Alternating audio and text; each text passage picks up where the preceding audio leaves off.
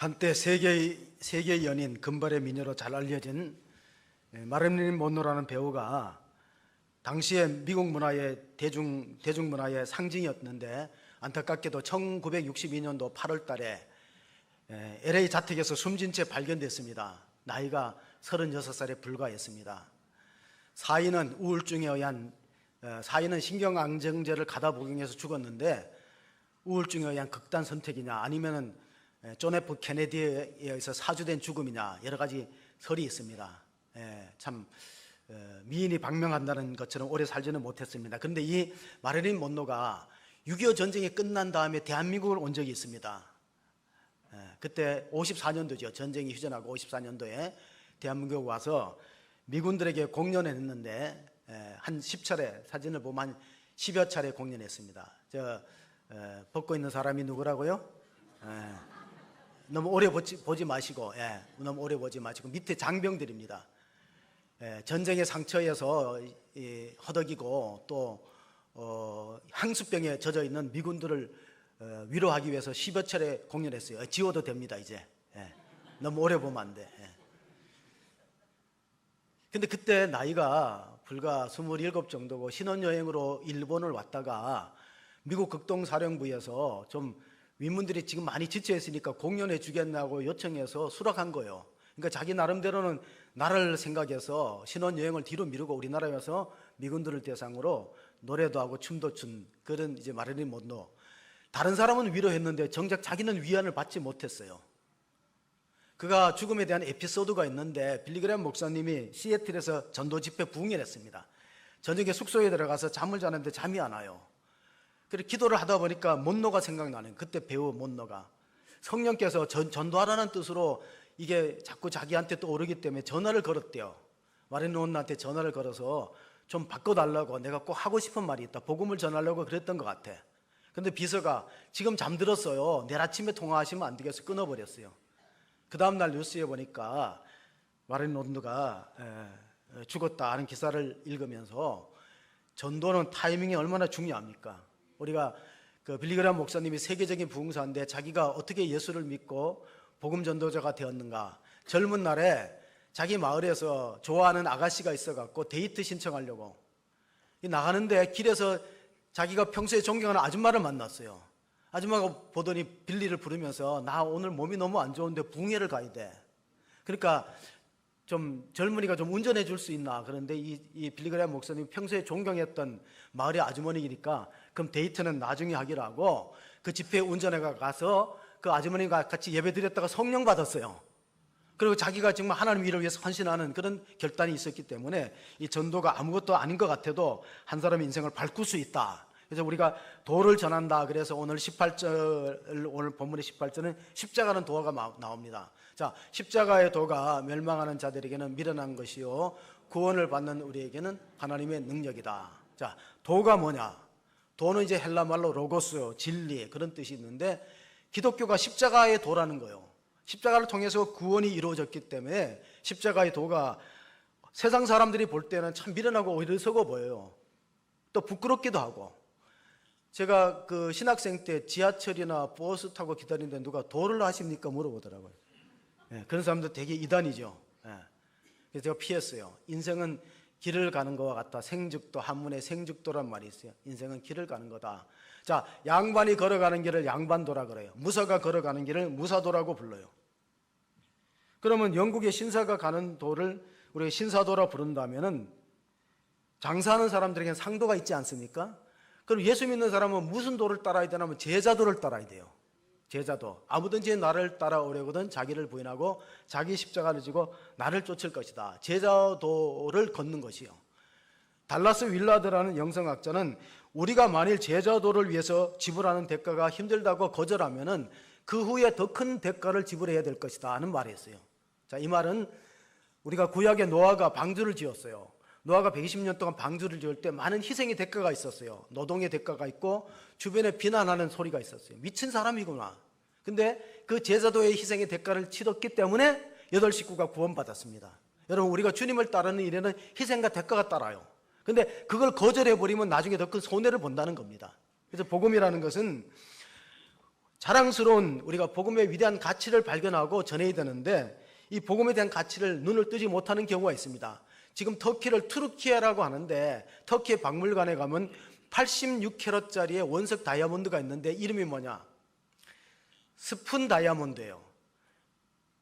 바닷가에서 어부가 이거를 원석을 캤대요. 근데 누가 이 돌멩이 같은 원석이 가치를 아는 사람이 이 아무것도 모르는 이 어부에게 그 돌멩이 뭐 하찮은 건데 뭐 번쩍번쩍한 그 우리 집에 갖다 놓으니까 내가 스푼 좋은 게 있는데 은스푼 좋은 게 있는데 그럼 바꾸자 그래 바꿨어요.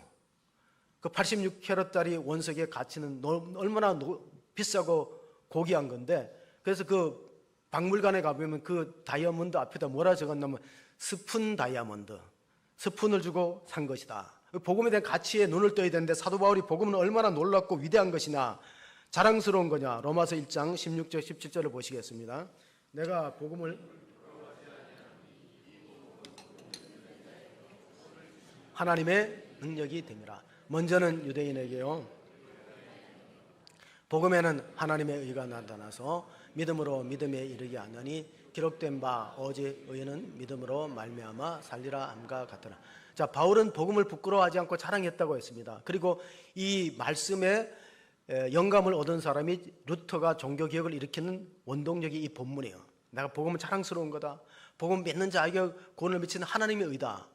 자, 율법에는 인간의 의가 나타나서 내가 노력하고 내가 공로가 있어야 구원받아요. 근데 복음에는 하나님의 의가 나타나서 하나님이 독생자를 보내서 십자가에 죽게 하심으로 여러분의 죄를 다 용서했기 때문에 제 문제로 더 이상 고민하지 말고 예수님을 믿고 예수님을 받아들이라. 예수님을 구주로 믿으라. 그게 복음의 내용이에요.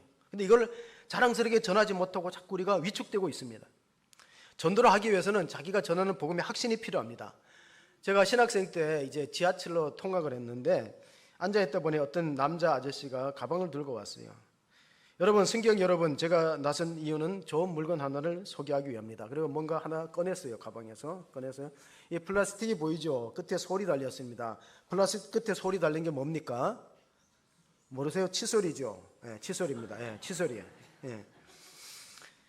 이걸 뭐 하려고 가져나왔겠어요? 팔려고 가져나왔겠어요? 팔려고 가져나왔는데 아시아의 100대 상품으로 선정됐고 케어크린 칫솔입니다. 아주 좋은 겁니다. 한 개 1,000원씩 파는데 오늘은 여러분한테 5개 묶어서 200원 해갖고 1,000원에 모시겠습니다 하더니 우리 앉아있는데 돌리는 거예요. 보통 사람들은 눈 감고 쳐다도 안 봐요. 근데 그분이 계속 설명하는데 이거 돌려보겠습니다. 돌려보니까 영어로 써 있습니다. Made in Korea. 무슨 뜻입니까? 수출했다는 겁니다. 수출이 잘 됐을까요? 아니요, 망했습니다. 수출이 망했기 때문에 여기서 팔려고 그러는 겁니다. 그러면서 쭉 돌렸어요. 근데 사람들이 쳐다보지 않아요. 저도 물론 눈 감고 모른 척 했어요. 주섬주섬 우리 앉아있는 의자에서 칫솔 하나씩 이렇게 걷어가더니 가방에 넣으면서 한마디 했어요. 여러분, 제가 몇 개 팔았게요? 몇 개 팔았을 것 같아요? 4개 팔았어요. 4,000원이요. 4,000원 팔아도 4,000원 다 못 가지잖아. 원가 있으니까. 내가 2,000원 정도밖에 못 남습니다. 여러분, 제가 실망했을까요? 안 했을까요? 예, 실망했습니다. 포기할까요? 안 할까요? 포기 안 합니다. 역한으로 갑니다 하고 가방 들고 가시더라고요. 예, 그래서 제가 그분한테서 상당히 도전을 받았어요. 아니 저 칫솔 하나 파는데도 자기 칫솔에 대한 자부심, 자기 제품에 대한 그런 확신이 있고, 또 하나 여기서 못 팔았다고 낙심하지 않고 역한에 가서 팔잖아요. 그러니까 그 사람이 간 뒤에 제가 후회가 되더라고요. 하나 사줄 걸. 저렇게 열심히 열정을 자기 제품에 대한 열심을 갖고 살려고 저래 애쓰는데 그 1,000원 주고 좀 사줄 걸. 1,000원이면 5개나 칫솔을 얻을 수 있는데. 근데 우리가 복음에 대한 이런 열정이 있습니까? 오스 기니스라는 영성학자는 소명이라는 책을 썼어요. 소명. 더 코리안 책을 썼는데 모든 그리스도인들은 복음의 세일즈맨이 되어야 된다. 잊지 마세요. 모든 그리스도인은 뭐라고 된다고? 복음의 세일즈맨이 되어야 돼요. 그렇게 안 되기 때문에 세계 복음화가 안 되는 거예요. 나는 복음의 세일즈맨이 아니야. 생각하는 거예요. 내만 구원받은 것으로 만족한다면 되겠습니까? 우리가 전도한다는 것이 얼마나 쉽지 않나면요, 하나님도 그걸 아세요. 전도가 어렵다는 건 저도 알고 여러분도 알고 누구도 알아. 하나님도 아세요. 왜냐하면 고린도전서 1장 21절 22절 보시면요, 하나님의 지혜에 있어서는 이 세상이 자기의 지혜로 하나님을 알지 못함으로 하나님께서 전도에 미련한 것으로 믿는 자들을 구원하시기를 기뻐하셨도다. 유대인은 표적을 구하고 헬라인은 지혜를 찾으나. 자, 전도는 미련한 것이고 유대인들은 기적을 보기를 원하는 거예요. 뭔가 불치의 병이 낫고 기적이 일어나고, 헬라인들은 지혜를 찾아요. 헬라인들은 왜 지혜를 찾을까? 헬라인들은 지혜의 본산지가 그리스의 아테네예요. 아테네.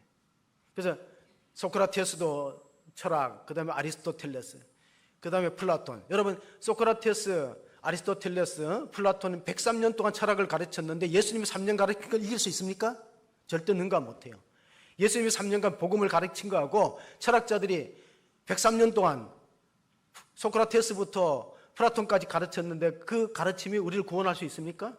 테스 형이 모르는 게 많다니까요. 천국이 있느냐 하니까 테스 형 모른다잖아. 나도 모른다 그랬어요. 그래서 철학은 뭐냐면 철학은 죽음에 대한 연습이에요. 연습. 신앙은 뭐냐? 죽음에 대한 승리예요. 왜 죽음에 대한 승리냐면 고린도서 15장 읽어보세요. 사망아 너희 쏘는 것이 어디냐? 사망에 쏘는 것은 죄요 죄의 권능 율법이라. 우리 주 예수 그리스도로 말미암아 승리를 주신 하나님께 감사하노니. 복음에는 죽음을 이길 수 있는 승리가 나타났는데 철학은 아무리 공부해도, 여러분 불교에 가면 반야 신경이 있어요. 바하, 마냐, 밀다 신경 이렇게 나가는 거 있어요. 그때 보면 공죽, 시색, 색즉, 시공. 그 반야 신경의 반야가 불교 용어로 지혜란 뜻이에요. 지혜. 우리가 헬라 말하는 호크마가 지혜고 불교 용어는 반야가 지혜예요. 자, 모든 지혜는 인생의 이 땅에 있는 문제에 대해서는 도움을 주지만 죽음의 문제는 해결을 못해요. 이게 한계가 있는 거예요. 사람이 죽을 때 임종할 때 보면요, 천사가 데려가는지 마귀가 데려가는지 표정이 보면 나타나요. 어떤 사람은 평온해요. 얼굴이 그렇게 밝고 빛이 나요. 천사가 데려가는 거예요. 어떤 사람은 어둠이 얼굴이 시커멓고 흉해요. 마귀가 데려가는 거예요. 그런데도 죽음이 아무것도 없다고 하냐요? 자, 400년 전에 되었던 파스칼이 원리를 만들고 근대 학률의 이론의 기초를 세운 천재예요. 파스칼이 천재예요. 그가 팡세의 글에 이래 적었어요. 여러분, 하나님이 계시다 안 계시다 입증하기 어렵습니다. 죽은 뒤에 천국이 있고 심판이 있고 지옥이 있는 거 증명하기 어렵습니다. 그러나 사람들은 어느 쪽인가 걸어야 된다는 게, 그게 말하는 파스칼의 내기의 이론이에요. 어느 쪽에 걸어. 자, 한쪽의 사람이 이렇게 걸었어요. 하나님도 계시고 죽은 후에 심판도 있고 천국과 지옥이 있다. 걸었어요. 열심히 신앙생활하고 편안하게 죽었어요. 없다. 이럴 게 별로 없다는 거예요. 근데 만약에 내가 없다는 쪽에 걸었어요. 이거 지옥이 어디 있어? 사람 죽으면 그만이지. 근데 실제로 심판이 있고 지옥이 있으면요, 다 잃어버리는 거예요. 굉장히 불행해지는 거예요. 최근에 분당 서현에서 칼부림으로 흉기를 가지고 휘둘러서 2명을 죽였잖아요. 그리고 12명이 다쳤어요. 한 달 가까이 수사했는데 이 범인이 언론사에도 편지를 보냈어요. 나 너무 힘들다. 내가 지금 이 수사관에서 치료받는 게 한 달이 너무 고통스럽다. 근데 내가 감옥에서 이런 상태에서 감옥에서 10년, 20년 썩는다는 생각하니까 미칠 것 같고 또 정말 고문당하는 것 같아. 언론사에다 편지를 보냈어요. 한번 인터넷 쳐보세요.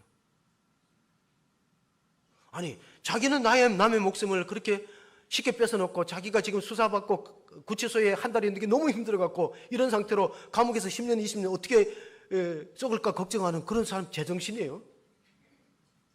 여러분, 세상에 감옥이 없기를 바라는 사람은 어떤 사람이냐면 범죄자가 아니에요. 세상에 감옥이 없기를 바라는 사람은 거기 들어갈 사람이에요. 그럼 지옥이 없기를 바라는 사람은 어떤 사람이에요? 거기 들어갈 사람이에요. 그런 사람이 지옥이 없다 그러는 거예요. 여러분, 있는 걸 믿으시기 바랍니다. 천국과 지옥이 있기 때문에 신앙생활 열심히 하셔야 돼요. 고린도는 어떤 지역이냐? 그리스의 지도를 펴놓고 보면 아테네가 수도예요. 올림픽이 생겼고, 그리고 거기서 80km 더 들어가면 항구 도시 고린도가 있어요. 우리말 인천. 자, 항구 도시의 특징이 뭐예요? 항구 도시의 특징은요, 돈이 많아요. 상업이 발달했어요. 따라서 범죄도 발달해요. 유흥가가 많고, 아프로디테 신전에서 공창들도 있고, 아주 음란한 도시가 고린도예요. 이 철학의 도시 아덴에서 별로 전도의 선교의 열매를 거두지 못하고 고린도로 갔어요. 바울이 처음에는 상당히 이제 주저하는 마음이 있죠. 여러분, 고린도 양식이라는 건축 양식을 보면요, 정교하고 화려합니다. 우리가 미술 시간에 배웠죠. 도리아 양식은 남성적이고 선이 굵은데 고린도 양식은 화려하고 꾸밈이 많아요. 그게 뭐냐? 고린도 사람들은 사치하는 거 좋아하고 멋내는 거 좋아하고, 고린도 사람들은 정말 방탕하게 살아간다. 그런 사람들에게 복음을 전하기가 얼마나 어렵겠어요. 그래서 고린도 교회에 주시는 말씀 1장 23절, 24절 보시면 우리는 십자가에 못 박힌 그리스도를 전하니 유대인에게는 꺼리끼는 것이요 이방인에게는 미련한 것이로되 오직 부르심을 받은 자들에게는 유대인이나 헬라인이나 그리스도는 하나님의 능력이요 하나님의 지혜니라. 자, 이 사람들은 지혜를 얼마나 숭상했냐면요, 이 그리스의 철학의 학파를 보면 스토익파가 있어요. 그리고 에피크로스파가 있습니다. 그 사람들이 이제 사도행전 7장에 바울을 만났어요.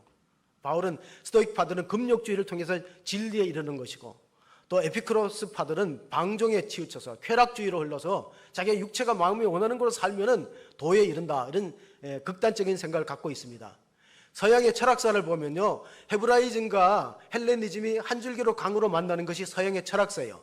헤브라이즘은 우리가 말하는 신앙과 종교의 히브리 신앙, 헬레니즘은 그리스의 철학이에요. 철학과 종교가 만났어요. 이게 서양의 정신사를 형성하는데, 그런데 철학은 한계가 있다는 거예요.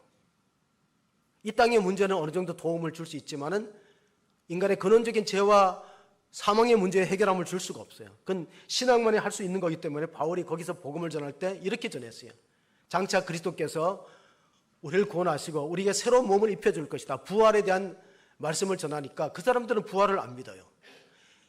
플라톤의 헬라 철학은 영원 불멸을, 사람은 죽으면 육신은 없어지고 영혼이 이데아의 세계, 절대의 세계에 들어간다는 이원론을 갖고 있어요. 그런데 유대교의 신앙은 이론론이에요. 우리는 몸이 다시 사는 거, 영혼만, 그냥 눈에 띄지 않는 영혼만 사는 게 아니라 사도신경을 고백할 때 몸이 다시 사는 거, 부활을 믿는 거예요. 근데 그 헬라 사람들은 그게 없으니까 아테네에서는 별로 전도 열매가 없었다. 그것이 바로 사도행전 17장에 나옵니다. 그리고 18장에 고린도에 들어갔을 때 바울이 처음에는 상당히 의기소침했죠.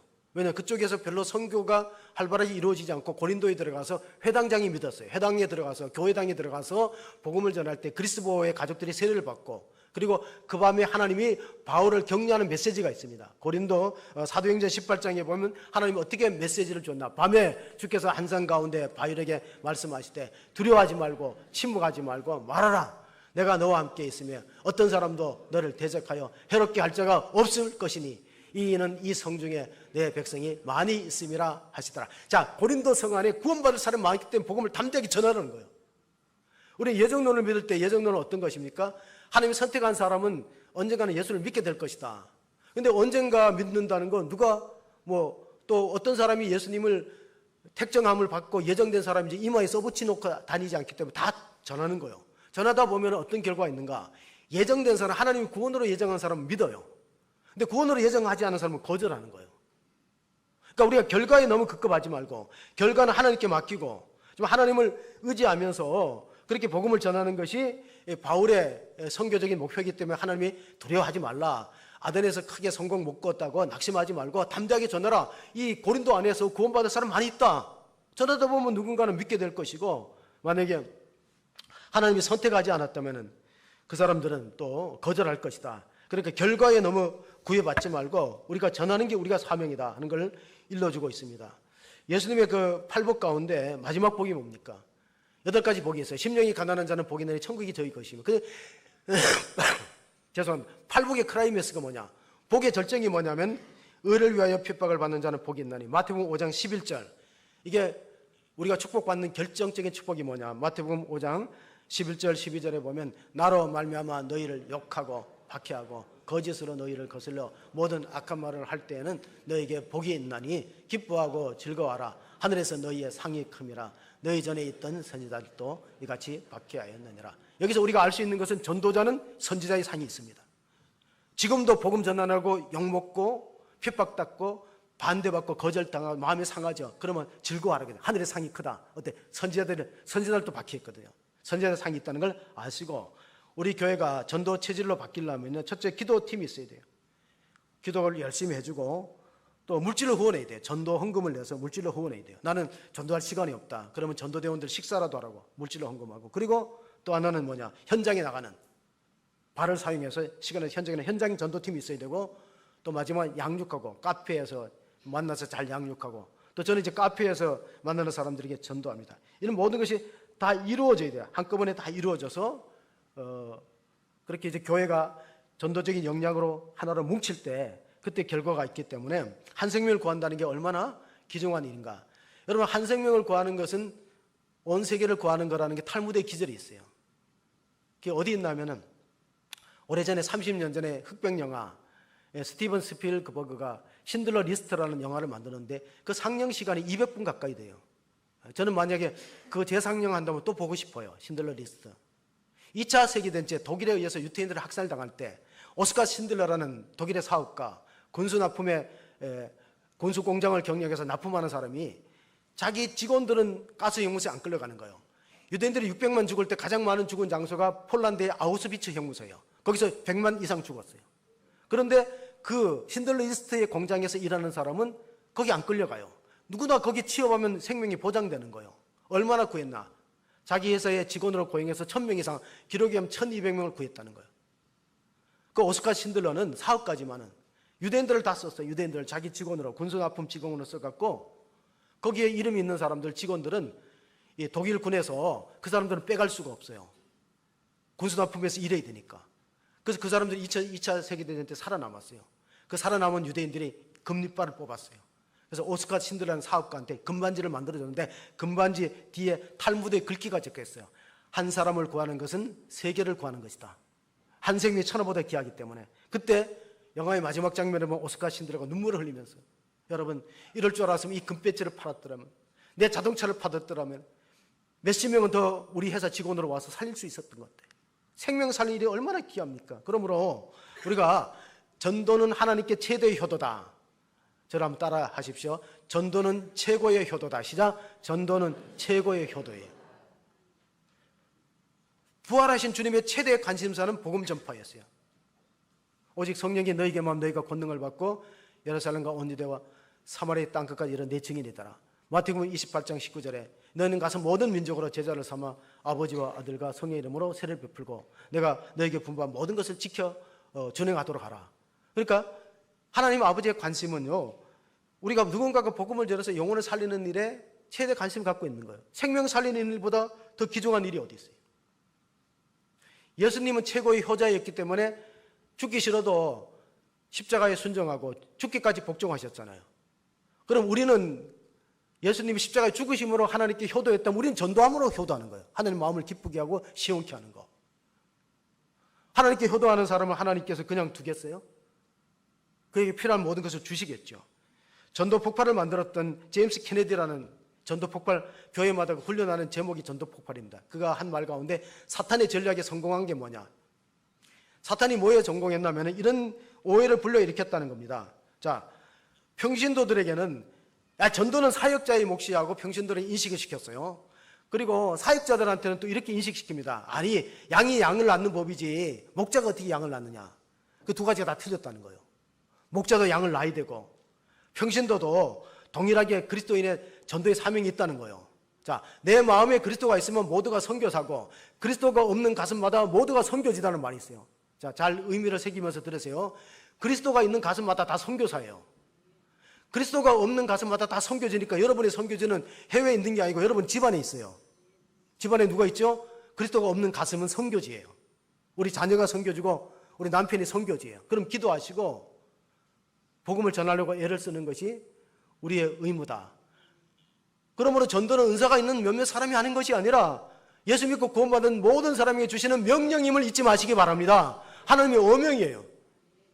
모든 사람, 구원받은 사람은 다 전도할 사명이 있는데 이게 사탄이 우리를 속였어요. 전도는 교역자들, 사역자들이 하는 거야. 또 교역자들은 전도는 양이 양 낳는 법이지 우리는 교회 안에 들어온 사람은 양육하지. 이 서로 책임을 전가하다가 안 돼버린 거예요. 이건 우리가 사탄에게 쏘은 거다. 예수님은 어떻게 했냐면 예수님도 하고 제자들을 가르쳤어요. 마가복음 1장 38절 39절을 보시면요, 이랬을 때 우리가 다른 가까운 말들로 가자. 거기서도 전도하리니 내가 이를 위하여 왔노라 하시고 이에 온 갈릴리에 다니시며 그들의 여러 해당에서 전도하시고 또 귀신들을 내쫓으시더라. 우리 귀신 내쫓는 거 이전에 예수님 전도하셨던 사실을 알아야 돼요. 하나님의 말씀을 먼저 전하고 병을 고치고 귀신을 내쫓고 전도의 모범을 보이고 제자들을 훈련시켰어요.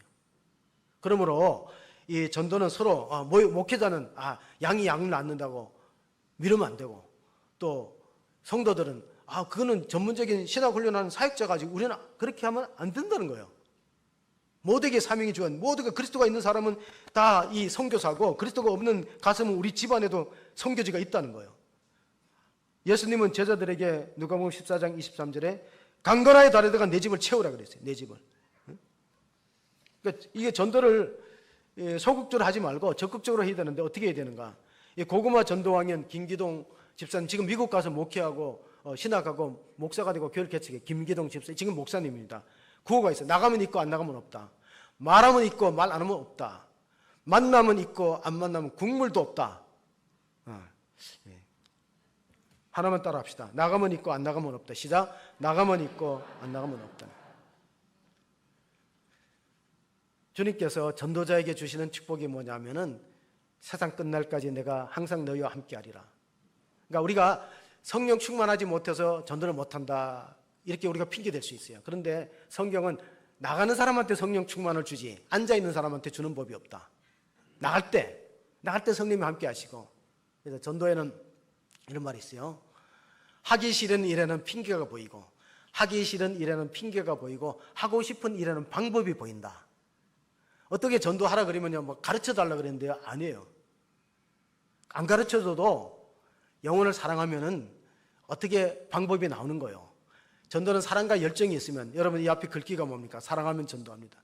이건 내가 만든 게 아니고 미국의 빌 하이벨스 목사가 2권의 책을 썼는데, 하나는 사랑하면 전도합니다. 하나는 너무 바빠서 기도합니다. 많이 팔렸어요. 하나는 너무 바빠서 기도합니다. 하나는 사랑하면 전도합니다. 그래서 이 김기동 목사님은요, 사람을 볼 때 고구마를 보는 거예요. 그래서 생고구마 하나도 안 익은 거는 찌를 수가 없는 거예요, 젓가락으로. 그래서 생고구마는 안 믿는 사람이에요. 고구마를 크게 하는 방법이 뭐냐면은 홈이 가지고 고구마 껍질에 상처를 주면요, 열받아 갖고 커진대. 한번 농사 지을 때 보세요. 상처를 주면 화가 나니까 막 커지는 거예요. 왕고구마 있어요. 그리고 또 썩은 고구마가 있어요. 고구마 보면 다니다 보면 썩은 고구마 있어요. 썩은 고구마 뭘까요? 이단에 속해 있는 사람이 썩은 고구마야. 썩었구나. 영혼이 썩은 거예요. 식은 고구마 있어요. 식은 고구마 뭐예요? 저는 열심히 다니는데 지금 안 다니는 사람. 여러분 주변에 식은 고구마가 있을까요, 없을까요? 식은 고구마를 만나야 되는 거예요. 그래서 복음을 전해서 다시 교회로 돌아오게 하는데 4가지 구호가 있어요. 우리가 어떤 사람을 전도할 때 뭐 여러 가지 사역리도 전도가 4가지 방법으로 전도하는데, 첫째, 그 고구마 전도법에는 첫째 예수 믿으세요 물어보는 거예요. 예수 믿으세요. 그러면 안 믿는다 하는 사람도 있고, 또 믿다가 신다는 사람도 있고, 어떤 사람은 또 교회에 대해서 안 좋은 얘기예요. 2번째 말이 예수 믿으세요. 다음 2번째 말은 그래도 믿어야 됩니다. 3번째는 또 여러 가지로 뭐 이런 사정과 저런 사정으로 못 나가게 되는 걸 얘기할 거예요. 참 좋습니다. 너무 좋습니다. 너무 좋습니다. 그리고 4번째로는 마지막 헤어질 때는 선생님을 위해서 기도하고 있습니다. 이렇게 하는 거예요. 저를 따라서 해봅시다. 예수 믿으세요. 그래도 믿어야 합니다. 너무 좋습니다. 기도하고 있습니다. 그럼 돼요. 그러니까 오늘 찔러서 안 되면 내일 찌르고, 내일 찌도 안 되면. 그렇게 해서 우리가 복음을 전하면 어떤 상이 있는가. 우리가 다니엘서 12장 3절에 보면요, 많은 사람은 옳은 대로 올라오게 한 사람, 지혜 있는 자는 공창의 빛과 같이 빛날 것이요, 많은 사람을 옳은 대로 돌아오게 한 자는 별과 같이 영원토록 비치리라. 이 땅의 스타는 운동을 잘해야 돼요. 노래를 잘 불러야 돼. 임종웅이처럼. 그럼 스타가 되는 거예요. 근데 하늘나라는 전도를 많이 한 사람이 스타가 되는 거예요. 하늘나라의 별과 같습니다. 그러니까 우리 교회도 전도왕이 생기면은요, 한 사람이라도 전도왕이 생기면 그 사람은 오늘 다니엘 12장 3절처럼 죽으면은 하늘나라에서 스타가 되는 거예요. 영원토록 비치는 빛이 되는 거예요. 다른 사람은 그냥 구원받는 거로 끝나지만은. 자, 전도는 하나님께 대한 최고의 효도고 이웃사랑의 최선의 방법이에요. 우리가 이웃을 사랑한다는데 뭐 어려울 때 조금 도와주고, 그거는 근본적인 문제를 해결을 못해요. 바울이 로마서 1장 14, 15절에 자기가 빚진 자라는 고백을 합니다. 헬라인이나 야만인이나 지혜 있는 자나 어리석은 자에게 다 내가 빚진 자라. 그러므로 나는 할 수 있는 대로 로마에 있는 너희에게도 복음 전하기를 원하라. 자, 로마에 복음을 전하려는 이유가 뭐냐면 모든 길은 로마로 통해요. 세계의 중심이 로마니까 로마에다 복음의 폭탄을 퍼뜨려 갖고 사방으로 퍼지기를 원했던 바울의 심정. 나는 빚진 자다. 모든 사람에게 빚진 자다. 내가 예수 믿고 값없이 구원받았으니 내가 내 공로로 구원받았다면은 다른 사람한테 강요 못해요. 내가 이렇게 노력이 있어야 되고 이렇게 공로가 있어야 되고 선행과 구제가 있어야 구원받는데 믿기만 하면 구원 준다는데 이 좋은 복음을 왜 나만 간직하냐 하는 채무의식이 있어야 돼요. 교회가 은혜로 올라오면 교인들이 채무의식에 사로잡혀서 사랑에 빚진 자다, 복음에 빚진 자다, 이웃에 빚진 자다는 의식을 가지고 대하면 겸손해지는데요. 나는 채권의식을 가지고 있어요. 내가 이만큼 했는데 내만큼 이가 공로자인데 그럼 채권의식을 가지면요 은혜 받기 어려워요. 겸손하셔야 됩니다.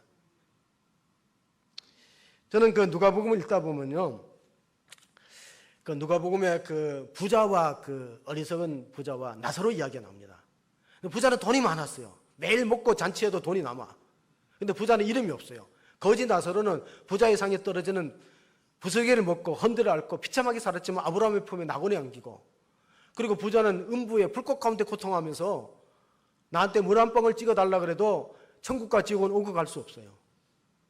천주교는 연옥이 있다는데 성경에는 그런 기절이 없어요. 천국과 지옥은 갈라지면 그만이에요. 그러니까 마지막으로 부자의 소원이 뭘까요? 우리 집에 하나님 안 믿는 5 형제 있다. 가서 좀 전해라. 그러니까 부자의 마지막 소원이 뭐냐면요, 자기 5 형제가 지옥 안 가고 구원받도록 누가 전도를 해주라는 거예요. 전도를. 자기는 갈 수 없잖아요. 죽었으니까. 그 역할을 누가 할 거냐? 우리 주변에 부자들 많잖아요. 사도 바울이 로마서 9장 1절에 내 마음에 근심과 끊어지는 고통이 있는데 그것은 바로 내 고륙 친척이, 내 형제 친척들이 예수 안 믿는 거다. 차라리 내가 그리스도에게 저주를 받아서 지옥에 가더라도 차라리 내 형제들이 구원받았으면 좋다. 그게 이웃을 사랑하는 마음이에요. 전도를 안 하는 이유는 2가지. 구원의 확신이 없든가, 형제 자매를 사랑 안 하든가, 그런 게 작용되는 거예요. 정말 내가 천국과 지옥이 확실히 눈에 보이고 가만히 있을 수가 없죠. 얼마 전에 지하철에서 엄마 따라 내리던 아이가요, 발을 디뎠는데 지하철하고 바깥에 그 출입구하고 틈이 조금 있어요. 한 30cm인가. 우리는 안 빠지죠, 어른들은. 근데 아이가 빠졌어요. 먼 산 보고 가다가 빠졌어요. 어떻게 됐을까요? 지하철이 정차하는 시간은 짧아요. 만약에 앞에 있는 기관사가 그걸 모르고 갔으면 생각만 해도 너무 무서운 것 같아요. 엄마가 그 장면을 보면 어떻게 될까요? 소리를 질렀던 거죠. 소리 질러. 출발하면 안 돼요. 사람들이 다 멈춰야 돼요. 멈춰야 돼요. 그러니까 그게 이제 저 앞에 있는 기관차까지 전달된 거예요. 남자들이 다 들어가고 틈새 지하철 그 사이 들은 아이를 끄집어냈어요. 4세. 제가 뉴스를 보고 참 귀한 일을 잘했다. 그 기관사도 침착했고 정말 그 생명을 살렸는데 만약에 그게 움직였다면 어떻게 될까? 뭐 상상하기도 싫어요. 여러분 가족 중에 이 지옥의 틈바기 속에 끼어 있는 사람이 있다면 우리가 잠잠할 수 있어요? 빨리 소리 지르고 꺼내야지. 시편 81편 10절을 보시기 바랍니다. 나는 너를 애굽 땅에서 인도하여 낸 여호와 내 하나님이니 내 입을 크게 열라 내가 채우리라 하였으니. 여러분 입을 크게 열고 우리가 기도도 찬송 소리도 복음 소리도 커져야 되는데 우리가 잠잠하면 뭐냐? 존 스토트라는 강해 설교자가 이렇게 말했어요. 그리스도인이 입을 닫고 전도를 안 하는 것은 guilty silence다. 죄스러운 침묵이라 그랬어요. 죄스러운 침묵. 우리가 말 안 하고 가만히 있으면요, 이웃의 영혼이 죽어가면은 하나님께서 나중에 책임을 물어볼 수도 있다는 거예요. 책임을. 전도가 잘 되려면은 4가지 자랑이 있어야 돼요. 첫째는 목사님 자랑, 교회 자랑. 그 다음에 예수님 자랑. 그리고 이제 성도를 자랑하고, 예수님을 가장 먼저 자랑해야 되겠죠. 그 다음에는 이제 교회를 자랑해야 되겠죠. 그리고 목회자가 자랑스럽지 않으면요, 어떤 사람은 전도해갖고 딴 교회 가라 그래. 자기 목회자가 자기가 존경하는 사람, 전도는 그 사람은 하늘에 상이 있을 거야. 전도를 했으니까 딴 교회 가라. 성도를 사랑해야 돼. 제가 이번에 그 전도는 이제 2가지가 있어요. 아는 사람에게 전도하는 걸 관계 전도라 그래요. 모르는 사람에게 전도하는 걸 무관 전도라 그래요. 전혀 관계 없어요. 그 대부분의 전도가 우리가 노방에서 전도하거나 축구 전도는 모르는 사람이에요. 관계 전도는 생활 속에서 나하고 거래가 있거나 이웃 살거나 적어도 한 번 정도 인사하고 이름을 아는 사람을 전도하는 걸 관계 전도라 그래요. 확률상에 관계 전도는 대상이 적지만 확률이 높아요. 내가 아는 사람이 기껏해 얼마 되겠어요? 200명이 나면 대상은 적는데 확률이 높아. 대신 무관 전도는 관계가 대상이 엄청나게 많아. 안산 시민 다 얼마예요? 안산 시민이 70만이면 70만이 다 나하고 관계없는. 그런데 확률이 적은 거예요. 확률이. 이걸 잘 생각해 보세요. 그러니까 2가지를 다 해야 돼요. 확률이 없는 그런 이제 무관 전도도 하지만은 또 관계 전도가 중요한 생활 속의 관계 전도. 확률상 높은 건 관계 전도. 여러분 주변에 만나는 사람 예수 믿자고 이 험한 세상에 예수 안 믿고 어떻게 살 수 있느냐고 복음을 전도하는 거예요.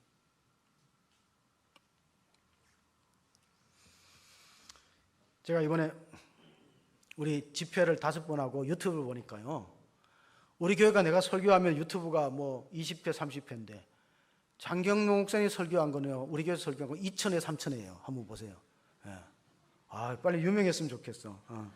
2,000회, 3,000회인데 우리 교회 구독자 수가 10몇 명 늘었어요. 이번 집회 때문에. 엄청나게 그게 차이가 있더라고요. 미래교회는 어떻게 될 거냐? 넥스트 처치. 미래교회는요, 마태복음 11장 12절에 보면 천국은 침노하는 자가 빼앗는다는 말이 있어요. 천국은 침노하는 자가 빼앗는다는 뭐냐? 미래교회는요, 적극적으로 전도하는 교회가 존재한다는 거예요. 미래교회. 소극적으로 앉아서 기다리는 거. 그런 교회는 점점 도태되게 되겠죠. 왜냐하면 돌아가시고 또 신세대 사람들이 계속 안 들어오면은 그러면 이제 소멸되죠. 유럽이 그렇고 한국도 그래서. 그래서 미래교회, 넥스트 처치는요, 공격적으로 전도하는 교회가 살아남기 때문에 중요한 건 뭐냐? 시팅 멤버보다 샌딩 멤버가 중요하다는 거예요. 시팅 멤버. 그러니까 시팅 멤버는 예배에 참석하는 숫자. 주일 예배에 몇 명 왔다. 시팅 멤버에 앉아있는 사람. 근데 하나님 나라가 확장되기 위해서 샌딩 멤버, 나가는 사람, 파송되는 사람, 전도 현장에 가는 사람, 샌딩 멤버가 많으면요, 교회가 살아남는 거예요. 에스겔서에 보면은 에스겔은 그 민족의 파수꾼으로 세움을 받았어요. 자, 에스겔서를 한번 보시겠습니다. 3장 17절. 인자야, 내가 너를 이스라엘 족속의 파수꾼으로 세웠으니 너는 내 입의 말을 듣고 나를 대신하여 그들을 깨우치라. 가령 내가 악인에게 말하기를 너는 꼭 죽으리라 할 때 내가 깨우치지 아니하거나 말로 악인에게 알려서 그의 악한 길을 떠나 생명을 구원하지 하게 아니하면 그 악인은 그 죄악 중에서 죽으려니와 내가 그의 핏값을 내 손에서 찾을 것이고.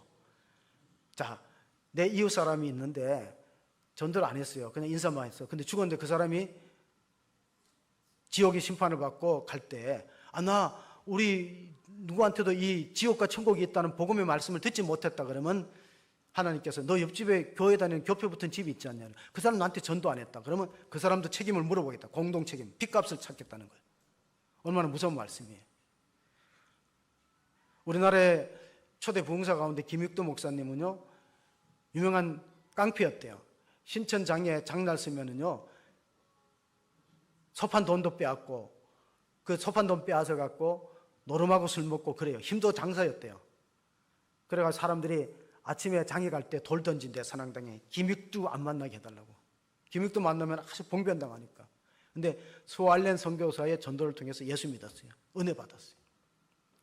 은혜를 받아갖고 성경을 엄청나게 읽었어요. 원래 이제 이 사람이 망가지긴 원인이 과거 시험에 실패해서 타락한 거예요.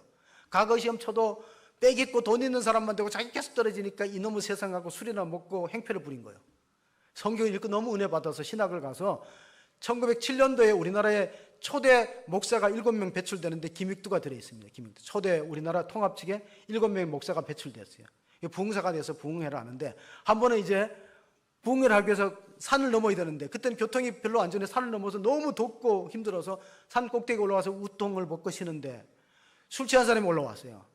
올라오더니 다짜고 어쩌라, 너는 왜 내 허락도 없이 먼저 올라왔나면서 때리기 시작하는 거예요. 뭐 허락 받고 올라오는 것도 아닌데. 그러니까 시비 거는 거예요. 너 뭐 하는 놈인데 나보다 먼저 올라와서 여기서 쉬고 있나고 막 두들겨 패요. 마치 먼지 날 만큼 때리고 나서 김육두가 웃으면서 한마디 했대요. 형님 다 때렸어요. 예수는 내가 믿고 복은 자네가 받았네 한마디 했대요. 그 뭔 말이냐니까 내가 김육두다 그러니까 대박 무릎을 꿇더래요. 아이고 형님 잘못했습니다. 제가 몰랐어요. 김육두 소문이 다 났거든요. 신천 쪽에는. 김육두를 때렸으니까 이제 나는 죽었다. 초상났다.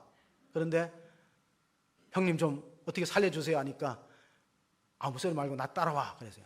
자기 부흥 집회에 들어가서 은혜 받고 신실한 신자가 되었다는 기록이 있어요. 사람을 살리는 거, 악한 사람을 돌이키는 것이 복음 전파이기 때문에 이걸 하지 않으면 화가 있을 것이다. 고린도전서 9장 16절에 보시면 우리가 직무유기하면 화가 있을 것이라 그랬습니다. 같이 봅니다. 내가 만일 복음을 전할지라도 자랑할 것이 없습니다. 만일 복음이 전하지 아니하면 내가 화가 있을 것임이라다. 반대로 해석하면 복음을 전하면 복이 있는 거예요. 자손의 복이 있고 물질의 복이 있고 건강의 복이 있고 복음 전하는 사람 하나님이 귀하게 보십니다. 저 사람은 여러분 우리가 시골에서 씨암탉은 잘 먹이고 키우지 않겠어요? 씨암탉은 잘 먹이고 보호해줘요. 왜냐하면 저거 이러면 큰일 나거든. 계란도 잘 넣고 씨암탉. 그러니까 교회도 전도 잘하는 성도는 하나님이 복을 주시지 않을 수 없어요. 저 사람은 살려놔야 되고 저 사람은 건강해야 되고 저 사람은 물질이 있어야 되고 저 사람은 복음 전하니까 똑같은 이치예요. 하나님도. 그래서 자, 복음은 하나님께 최대의 효도고 복음은 이웃사랑의 최선의 방법이고 복음은 교회의 존재 목적인 동시에 성도가 살아갈 이유예요. 교회의 존재 목적이 뭐예요? 에밀 브로라는 스위스의 신학자는 불이 탐으로 존재하듯이 교회는 선교함으로 존재한다. 교회의 존재 목적은 전도하는 거예요. 선교하는 거고. 그리고 성도가 살아있는 이유가 뭐냐? 우리가 살아있는 이유는 복음을 전하기 위해서 하나님이 살려두는 거예요. 근데 우리가 침묵하고 가만히 있으면 직무유기가 되죠. 어떤 분은 나는 말을 못해서 말주변이 없다. 그런데 고린도서 2장 4절 5절을 보면 말주변이 없어도 돼요. 내 말과 내 전도함이 설득력 있는 지혜의 말로 하지 아니하고 다만 성령의 나타나심과 능력으로 하여 너희 믿음이 사람의 지혜에 있지 아니하고 다만 하나님의 능력에 있게 하려 하였노라. 여러분 말 잘한다고 전도되지 않아요. 오히려 말을 잘 못하는 사람이 진실해 보여. 따라 나오니까 말 못해서 전도 안 하는 게 아니라 입을 안 여는 거죠. 우리가 거절이 두려워서 못하는 거예요. 2000년 우리나라의 교회사를 보면요, 선교사들이 한 2000명 가까이 왔는데 이분들이 어떻게 한국에 복음의 씨를 뿌렸냐면 희생과 헌신의 자세로 일했기 때문에 한국교회가 성장한 거예요. 지금 전도하기 어렵다는 말은 맞아요. 그러나 초대교회도 전도하기가 쉬운 건 아니었어요. 근데 그 복음을 전하는 자들이 희생하는 거고 헌신된 성육신의 자세로 자기를 낮추고 복음을 전했기 때문에 열매가 있다. 종교개혁의 배경이 되었던 청교도는 자녀들이 이렇게 가르쳐서 No Bible, No Breakfast. 성경 아니면 아침 먹지 마라. No Bible, No Breakfast. 그 다음에는 No Prayer. 기도 안 하면 No Lunch. 점심 먹지 말라. No Soul. 영혼을 구원하지 않으면 No Dinner. 저녁 먹지 말라. 이렇게 아이들을 가르쳤어요. 청교도 신앙에는. 2차 세계대전 때 독일이 공습을 해갖고 영국에 있는 교회가 예수님의 상이 폭탄에 팔다리가 잘려나갔어요. 그러니까 교회에서는 고민이 되는 게 이거를 복원하려면 수리비도 많이 들고 버리려니 예수님을 버리기도 그렇잖아요. 고민하는 중에 그 담임 목사님이 그냥 파손된 채로 손과 발이 없는 채로 우리가 동상의 자리에 밑에 잘 보존하고 밑에다 이런 글을 쓰자.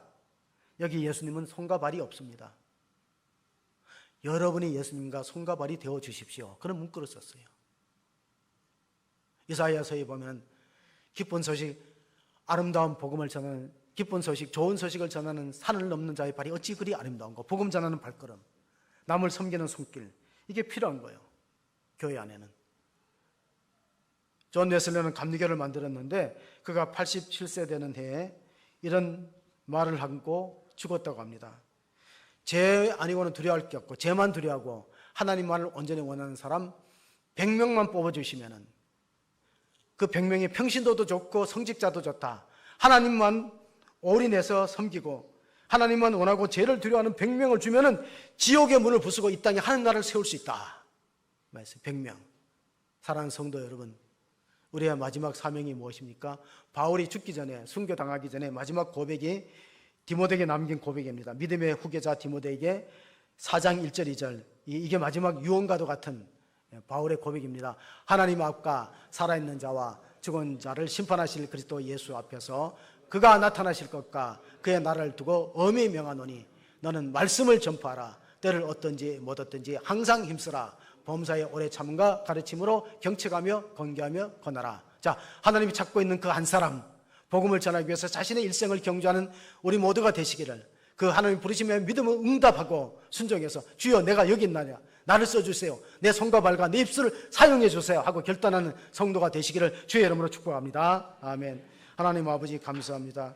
오늘 9월 두 번째 주일 예배에 참여하게 하시고 또 우리가 주님으로부터 값없이 믿음으로 구원받은 이 복음의 가치를 다시 한번 발견해서 복음의 눈을 떠서 이 복음을 부끄러워하지 않고 자랑하여서 모든 믿는 자에게 구원해 주신 하나님의 능력이 되니, 유대인들은 기적을 원하고 헬라 사람은 철학과 지혜를 원하지만 우리는 십자가에 못 박힌 그리스도를 전하니 그들에게는 어리석고 미련해 보지만은 하나님의 지혜가 인간의 어리석음보다, 하나님의 어리석음이 인간의 지혜보다 낫고 하나님의 약함이 인간의 강함보다 낫다는 사실을 알고 하나님 손에 붙들려서 복음 전파의 위대한 사명에 쓰임받는 교회와 성도가 되게 축복하여 주시옵소서. 우리 구주 예수 그리스도의 이름으로 기도합나이다. 아멘.